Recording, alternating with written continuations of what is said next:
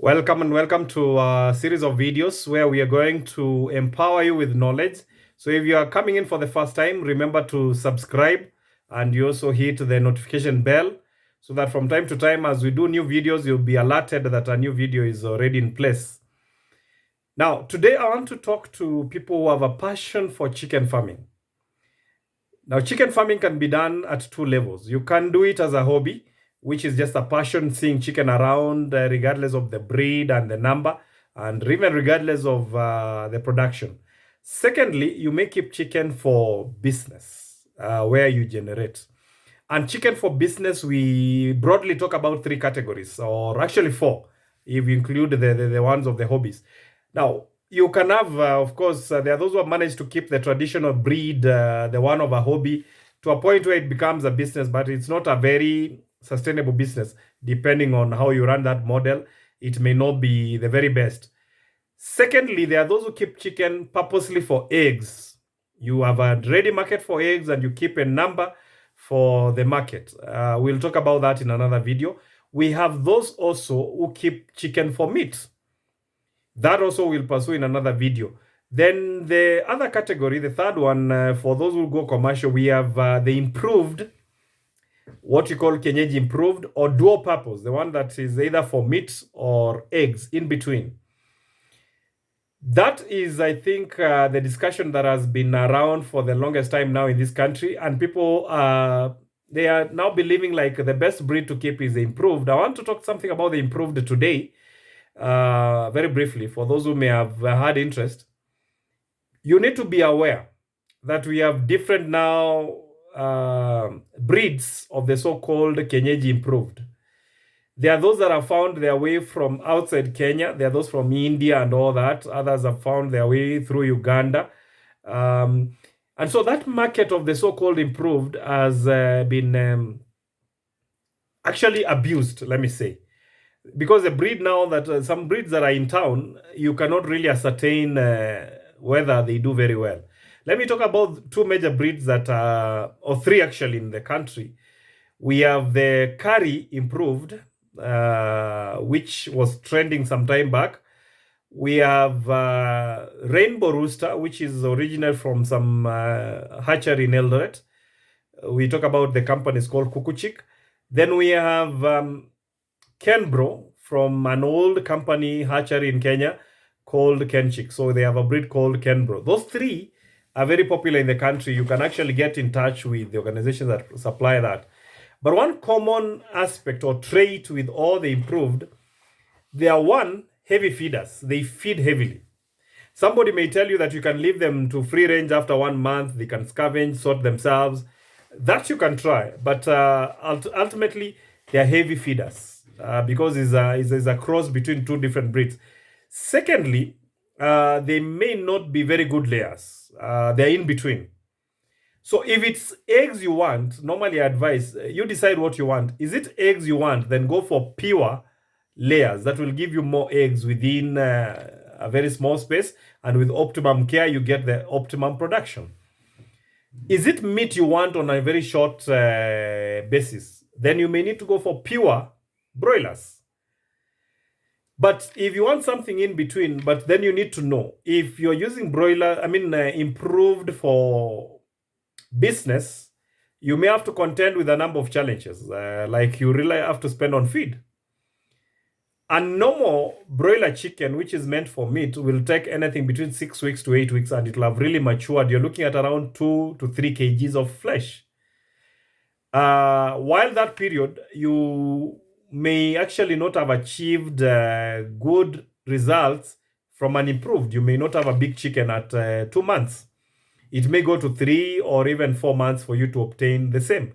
So the extra period they'll be feeding, I think there's an extra cost. That is why you go to the market, you realize that the cost of an improved chicken is quite high if they're selling it for meat compared to a broiler.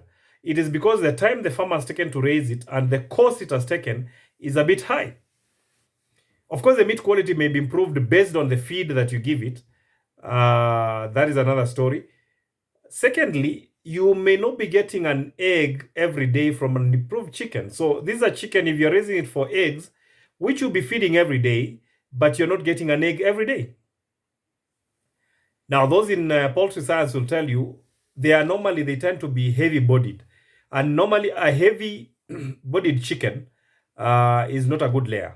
Because if you compare the rate at which or the amount it consumes vis-a-vis or in relation to what it gives you, then the economy of scale or the economics of it is not very good. But if you check on the pure layers, which are supposed to and designed for eggs, they are light in body. So they don't consume so much, but they give you an egg every day. There's a science behind that. So you may really need to think, why are you keeping chicken? Why are you keeping improved? Is it because somebody has told you that they are good in terms of production? What production? Because in terms of eggs, they may not be very good producers. In terms of meat, it may take a long time for you to realize that kind of meat. So why would you want, or why would you want then to still keep the improved? That is a common feature for any of those improved, wherever they're coming from. The other thing that you need to ask yourself before you venture into poultry farming, the theory that the improved are much resistant to diseases, just like we argue about the local breed, I have come to learn that any chicken needs good care. And in any place where the chicken sleep, it must be clean. And also at night, especially when it tends to be very cold from 3 or so at night, the house still must maintain some level of warmth. Otherwise, any chicken exposed to cold weather, they start to coughing and then later on develop weak immunity, they die. They may not die of a serious disease, but because of that, maybe some sort of pneumonia or respiratory problems, they will die. So a breed that is resistant does not mean then you do not put a lot of caution and care, just like we'll do with any other breed. But of course, they may survive very well under some harsh conditions. But ideally, in a setting where you're doing it for business, you not want to keep an animal whose condition or that you're subjecting to very bad care. So another thing that you need to look at also is how much space do you have? That will also determine how far you'll take the project. But the good news is for chicken, you do not need a lot of space. Actually, within a very small space, you can have very high returns. The mistake some people do, they think keeping chicken is something you can walk into the market, get some 1, 2, 3 chicken, and you begin. There is a learning you need to do. So we will be running a series of videos for those who may want to learn. So feel free to ask for another video where you seek for help. But you see, I have argued elsewhere that this is the best side hustle for many, many professions, and including teachers, a group of which I'm dealing with, I think, in large numbers. So this is something you can do from the comfort of your compound or house, a small space. Some people sometimes even do it from an extra room in their house. Of course, later on, I'll tell you that may not be the best. But sometimes you can keep a few within a very restricted area. So there are other aspects. I tell people this. If, for example, you are not able to get access to a farm, you can work with a farmer who is so passionate and empower them that you're also now dealing with the products, like those who may be based in an urban area, let's say like in Nairobi, but you're interested in chicken business. You can actually contract some farmers to get you eggs, and then you sell good quality eggs, organically maybe produced. You can also contract farmers to get you very well raised broilers with good quality meat, and then you have a way to sell it to the market. So you can also be the link between the farmer and the market. There are those also who do value addition, like you take the chicken, then you cut it into various parts, if it's a broiler, then sell it in different forms. You can actually spice it. You can there are many ways you can approach it. So for those who are interested in poultry farming, you need to do research around it. It is also good you are in touch with a farmer that has succeeded in what you're about to do, because we all succeed by stepping on shoulders of giants in the areas we're interested in. Some of us have built experience over the years. I have had an experience with layers. I said I'll prepare a video on that. I've had an experience with broilers, which I keep in large numbers. I've also had a long experience with the improved. So I think based on the questions that you'll also raise as our viewers, we will be able also to prepare the next series of videos on what you need and what you need to prepare and how to prepare yourself later on to succeed in this area. The other aspect I need to underscore from the word go, any good investment requires patience, good calculation, good judgment, and then you also need patience. Sometimes you do not break even, you do not recover and start earning great in a day, because, for example, creating a market, where I'm seated, I cannot guarantee you that you're going to create a bigger market instantly. It may grow with time. But once you get established, it's something that you'll get to now enjoy and love doing for even posterity beyond today. So we will be giving you a series of lessons, like even the greatest challenge I know many farmers who are interested in poultry have is how do I raise chicks to be chicken? Because from time to time, then you'll be raising day-old chicks just from hatching to the next level. There are other aspects related to poultry that we will later on also discuss. If you had the financial capital and muscles to get into another level, you could actually, with experience, start doing hatchery. It's a big business also. You hatch chicks, sell to farmers.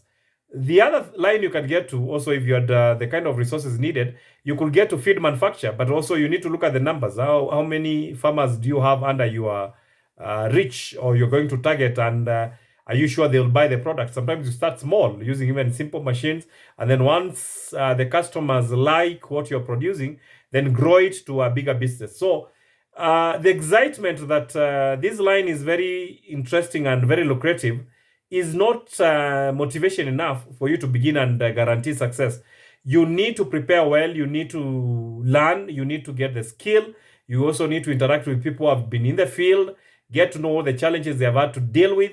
Like now the egg market, I'm told, is actually the same thing it has always been, very, very unstable. A while ago, we had a flooded egg market. Right now, there's a serious shortage. You need to learn the intricacies and know what is it that is bringing this kind of dynamics in the egg market. Once you know the dynamics, then you're bound to do very well. But before that, you can make a mistake and hit a project, an investment which will have transformed your life now and in the future, just because you took a wrong step from the word go. So thank you for viewing. Look out for more and you'll be notified as and when we produce the next video.